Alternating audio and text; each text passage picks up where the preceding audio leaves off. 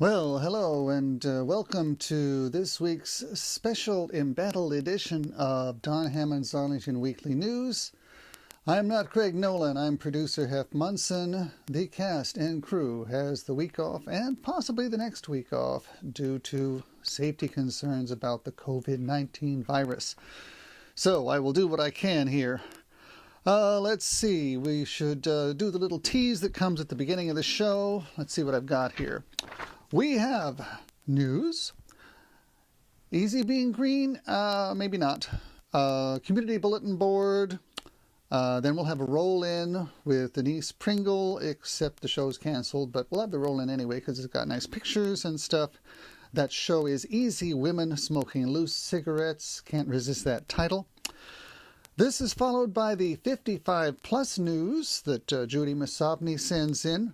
Then we'll have a roll-in all about AFAC, the Arlington Food Assistance Center, that Miriam Gennari and I went out and shot Friday, I think it was.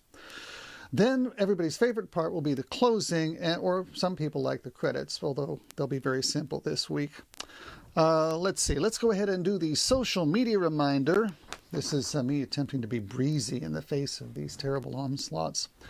You can watch the Arlington Weekly News on, well, you can watch it on the regular show, which if you're watching the regular show, you're watching it. But we also have a YouTube channel. That's YouTube/Arlington Weekly News and the number 1. Also on the radio, WERA 96.7 FM. The first show on that is Saturday night, I think, 7 o'clock p.m. And on Facebook. Now, this is unusually important now because I'm going to be posting intermittent updates on Facebooks, like letting you know which stores in Arlington are running low on toilet paper, what the different hours are. For example, Harris Teeter is closing at 9 instead of, well, once upon a time there were 24 hours. But as I say, a lot of things are different, and I'll keep people up to date as much as I can on the Facebook page. That will not be a weekly event. That'll be probably every day or every other day. So, without any fondue, I guess we better get on with the show. Time for the news off good old hard copy. Well, concerns over the current COVID-19 epidemic have resulted in the cancellation of many public events. The notices of closures in Arlington have been rolling in, so it's time to let everyone know where we stand so far. Arlington County public libraries are all essentially closed. The Center for Local History, the Shed, and the Shop are all closed. All meeting room reservations have been canceled until further notice. Arlington Public Schools will be closed until April 14th. Meanwhile, the Department of Parks and Recreation activities and programs have canceled. This is through April 20th. This includes all preschool and co-op programs, all spring break blast camps, all nature and history programs, all private swim lessons, all community arts programs, all scheduled birthday parties, all community center gymnasium drop-in activities, all Enjoy Arlington classes, all personal training sessions, family night at the Mill, Families Unplugged, open bounce at Madison, skate night, and the after-school teen program. Again, these are the things that have been canceled. Moving right along, Don Hammond's Arlington Weekly News presented a general overview of viruses in our program recorded on March 4th, 2020. We had encouraged viewers to rethink the need to sanitize frequently touched objects such as cell phones. We had also urged viewers to stay as healthy as possible to avoid other illness that could complicate access to medical care. We still stand by these recommendations. However, additional recommendations have been issued that expand on the suggestions in that report. The practice of social distancing has been added to recommended behavior. The Center for Disease Control has advised that people maintain a 6-foot distance from each other. Handshakes and hugs are also discouraged. Participation in large group gatherings is also discouraged. As we have noted previously, Arlington has done much to discourage such gatherings with their cancellations. By the way, Arlington Independent Media is also closing, which is why this is being produced here. Meanwhile, some of the citizen response has been observed by some on-the-ground observation. There were unusually long lines at grocery stores on Thursday evening after the end of the regular workday. Curiously, the people in line were not keeping any unusual distance from each other. Since a person may be carrying a virus, any virus, for a period of time before any symptoms appear, the safest approach is to be careful around even apparently healthy people.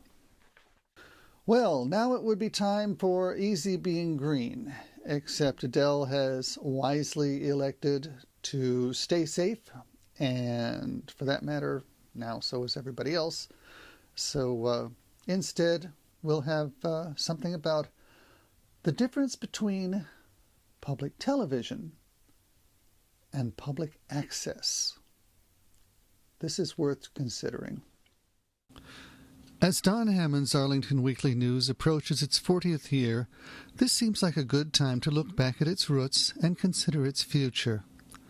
The Arlington Weekly News, as it was originally known, had its first broadcast in April 1981 on what was then called PAC TV. PAC was short for Public Access Cable, and it was conceived of as a way for ordinary citizens to have access to the previously exclusionary medium known as television. Although broadcast over the airwaves was still not possible, it was still a means of widespread communication among cable subscribers. In Arlington, this arrangement was made possible by an agreement between the county and the incoming cable company Comcast. In return for permission to lay its cables over publicly owned land, Comcast was to provide the county with some cable TV channels, one for the public at large, one for education, and one for government. Public, educational, and government were abbreviated under the acronym PEG, or PEG channels. In addition, the public access channel was to be provided with facilities and equipment with which to produce their television content. In the beginning, that provision was minimal. A small, disused locker room on the second floor of 2701 Wilson Boulevard, some leftover wooden desks and chairs that appeared to have come from one of the high schools, a single used video camera and separate videotape recorder, and a microphone. This basic studio was open only one evening each week, and there were 2 shows produced, one after the other. The first was the Arlington Weekly News, which was followed by Un Folk Semanal de Arlington, also known as the News in Spanish, even though a weekly focus of Arlington would be a better translation. Through all this time, there was already an established public television station, WETA, which broadcast over ultra-high frequency, UHF, on Channel 26. However, public television was always very different from public access. Public television began in America in the late 1960s with the government-funded Corporation for Public Broadcasting. PBS, the Public Broadcasting Service, began in 1970 and was devoted primarily to cultural and educational content. PBS exists primarily to broadcast these programs. Recently, some PBS subsidiaries have expanded into providing college-level television courses and instructional programs for elementary and secondary school students. However, an ordinary Arlington resident would find it very difficult to obtain airtime on PBS. Public access in Arlington has always done more than merely distribute the work of others.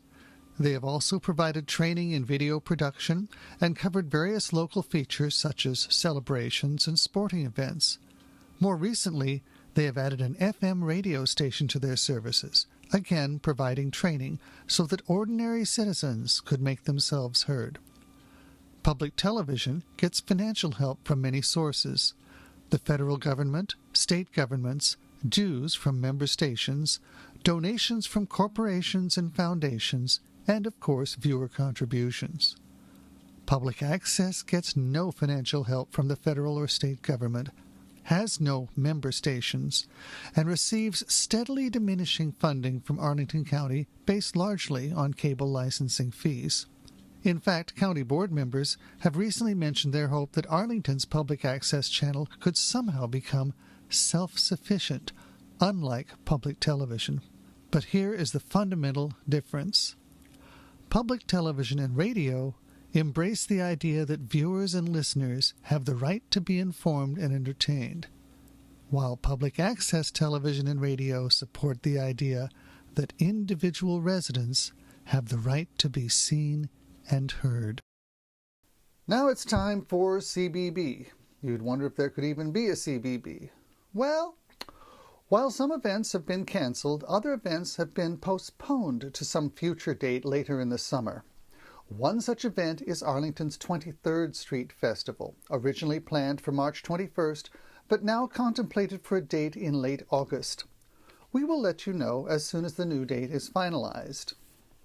Another cancel event had been planned for the Old Time Radio Club and was set to be recorded by Arlington Independent Media. It was to be a presentation by Dr. Harriet Fields, the granddaughter of the comedian W.C. Fields, as she reviewed his life and career.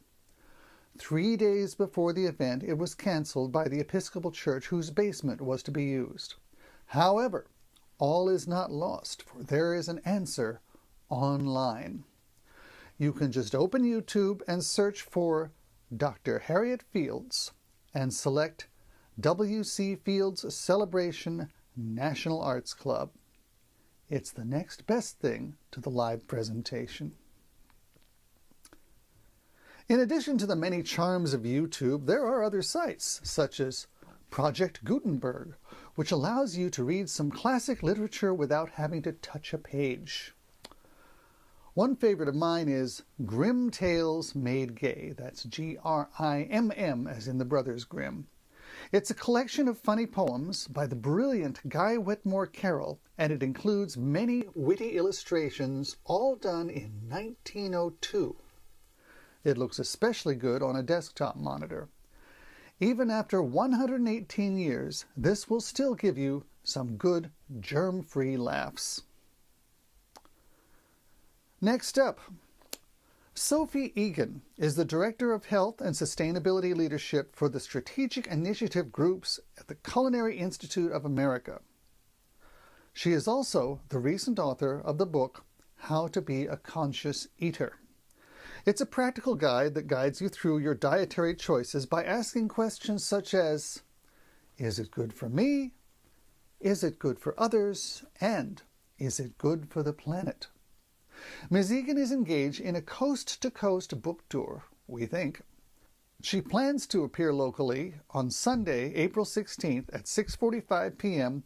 in the S. Dillon Ripley Center at 1100 Jefferson Drive, Southwest, Washington, D.C. Because of the temporary closing of Smithsonian museums during March, we suggest that you call a week ahead, just to verify that the event is still going on. The telephone number for the Ripley Center is 202-633-1000. We're reporting on this because they went ahead and sent the book and a package to Don Hammond's Arlington Weekly News. This is the least we can do. Well, now, once again, it's time for Denise's theater review, and the show she's about to review has been canceled, but it's worth a look anyway. As I say, there are nice pictures, the story of the show is interesting, and I suppose they'll run it sometime later on, so this is kind of like an advance preview. Easy Women Smoking Loose Cigarettes at Signature is a world premiere of a play written by local playwright and actress Danny Stoller. Signature's reputation is built on their practice of taking great iconic musicals and scaling them down to fit their rather intimate Max Theater without losing a shred of their spectacle or magic. However, they are equally committed to developing new works. This play was noticed and workshopped during their SIGWorks program, and it is their 60th world premiere. They also take special pride in showcasing women's voices. In Easy Women Smoking Loose Cigarettes, Marion has married her second husband, Richard, and moved to Florida, hoping to live out an uncomplicated retirement. However, they have taken in Richard's 18-year-old pregnant niece, Kitty, and somehow acquired their neighbor's son, Bobby. Enter Lee, Marion's daughter, who is in search of some loving motherly attention and support after her husband Brian has thrown her out.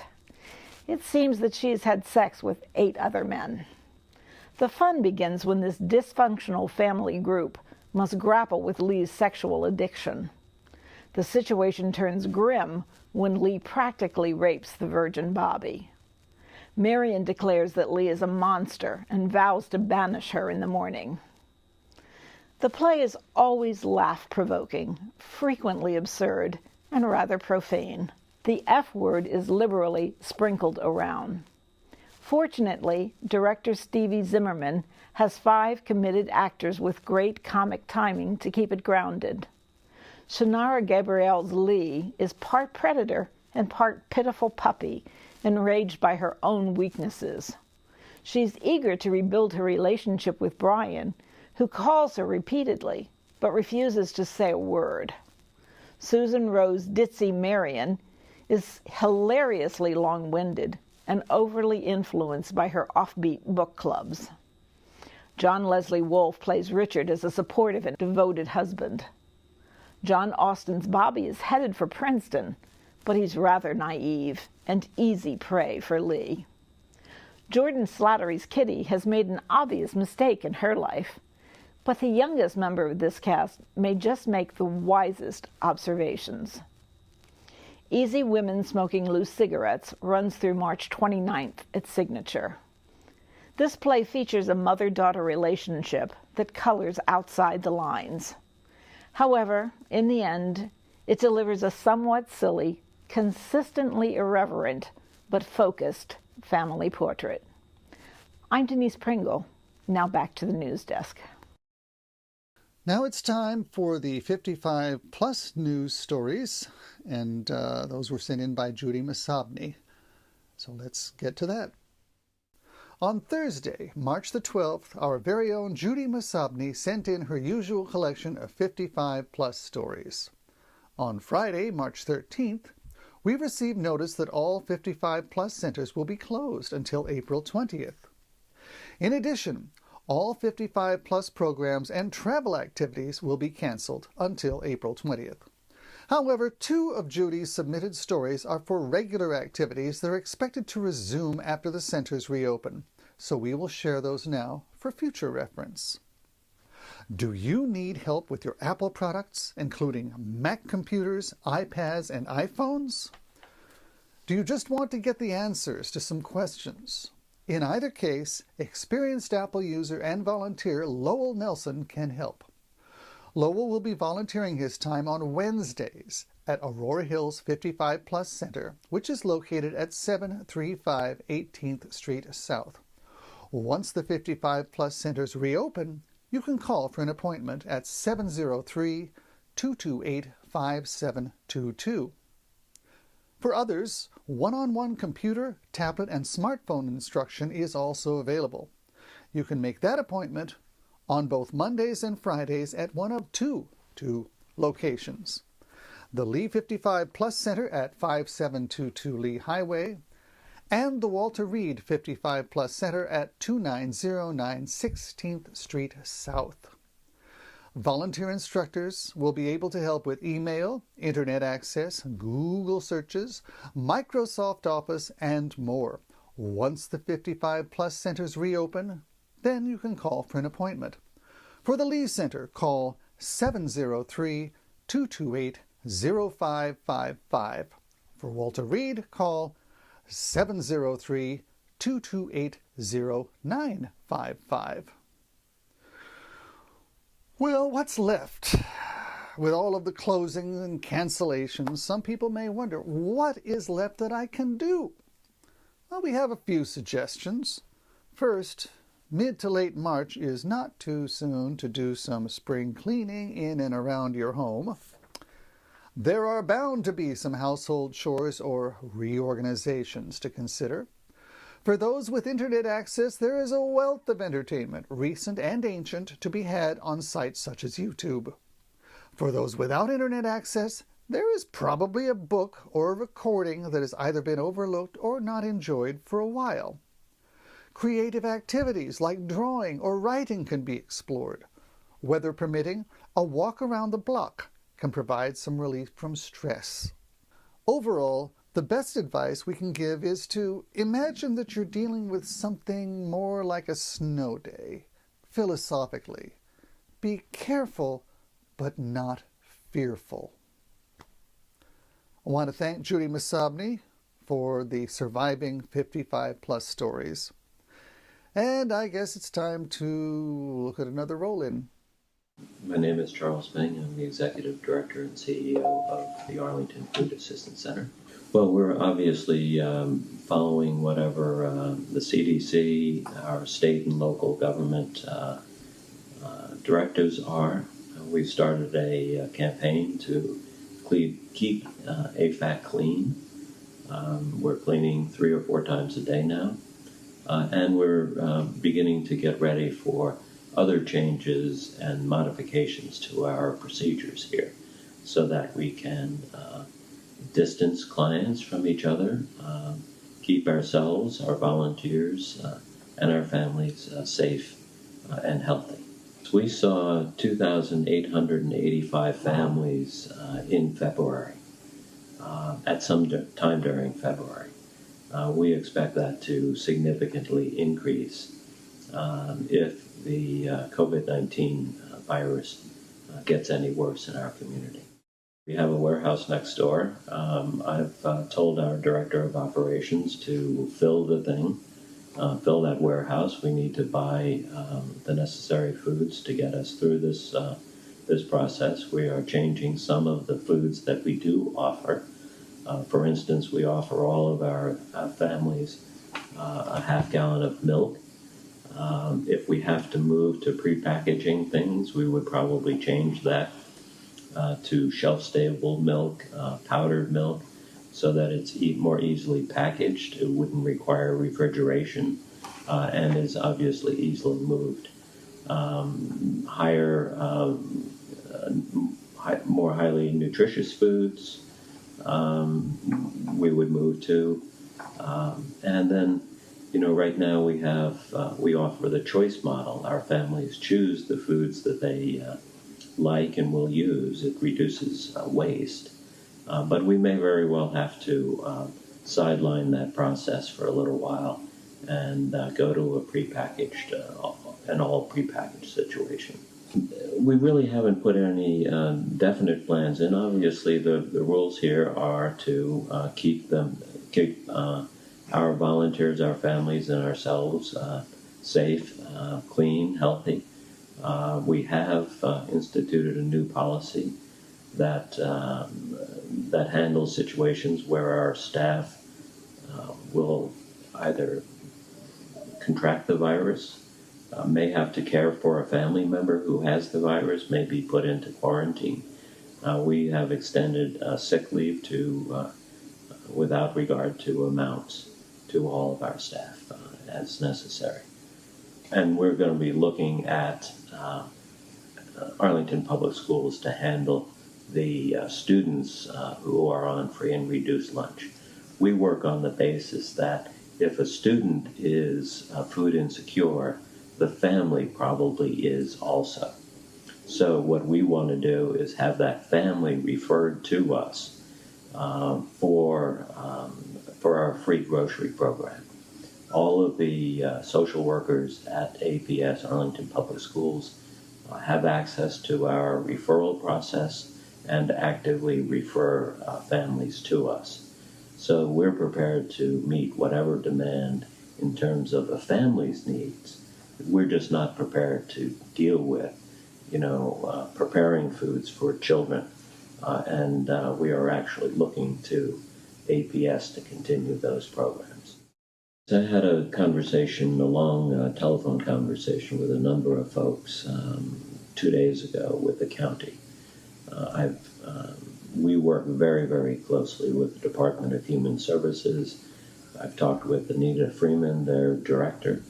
I'm confident, and she has given me every indication that they're prepared to support the work of AFAC here in Arlington.